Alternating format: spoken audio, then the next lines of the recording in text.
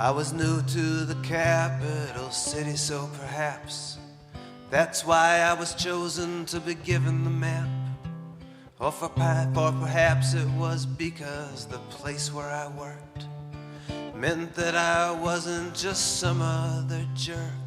Either way, though, there it was one day after lunch, a map in an envelope there with a bunch of mail and other stuff there at my desk, with my name in an old cursive, no return address.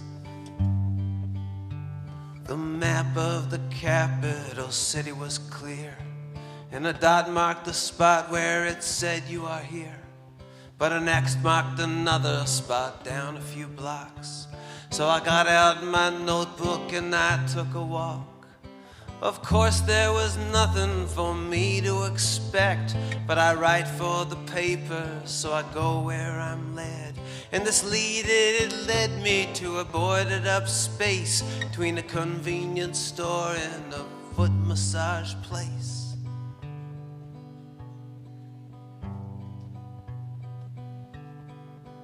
With my pocketed notebook, my flashlight in my teeth, I stooped to the ground and I crawled underneath, down into the dark till it swallowed me up. I crawled downwards and downwards towards I didn't know what, till after what felt like a mile, maybe more, the ground opened up into a vast marble floor, and the vast marble ceiling arched high and away, far up in the shadow where the real world lay. And there in the middle of the vast marble floor was a thing unlike anything I'd seen before. A rotating, spiraling mist made of lights that had something like wings made of something like eyes. And it knew I was there, because how could it not? And as it read my mind, I tasted its thoughts, and I felt every mask that I ever wore drop. And I knew in that moment I was looking at God.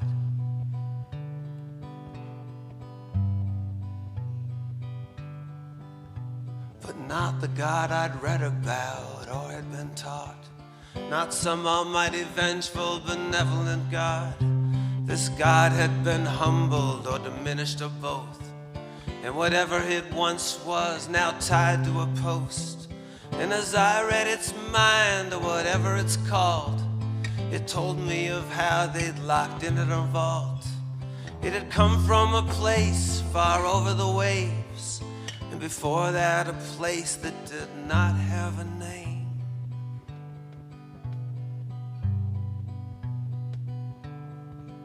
But like bread into body and water to wine, there were those who could use it to turn wrong to right.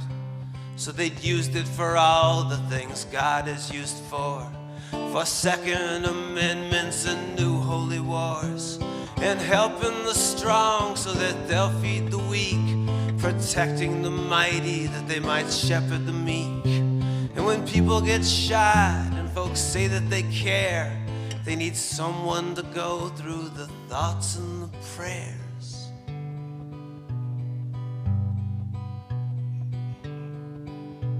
And so they had used it again and again, and with its moral authority each time they'd win, and in fear of escapes and in hopes just to keep the God on their side, they had buried it deep. Still they feared it less than just some common ghost, and whatever it once was now tied to a post. And then came the letter, and then I arrived, looking down on the ground at the rope loosely tied.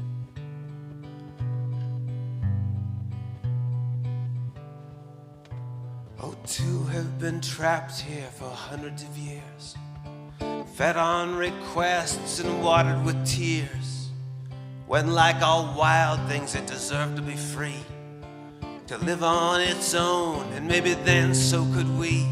So light burned my face as I worked out the knots, and the wind from the howling of wings was so hot that I felt I might die till the wind fall away, and I fell to the ground.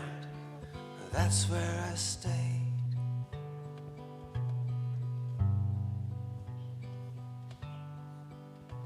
When I awoke in the darkness, alive and alone, the God once possessed 'neath the city had flown. So I picked up my flashlight and left as I came. Back out on the street, it had started to rain.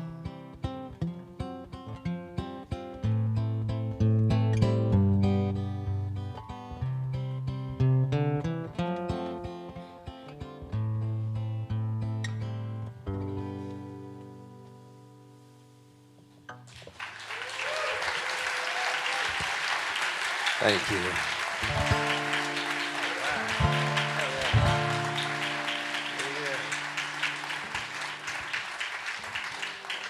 I'm so proud to be playing with these guys.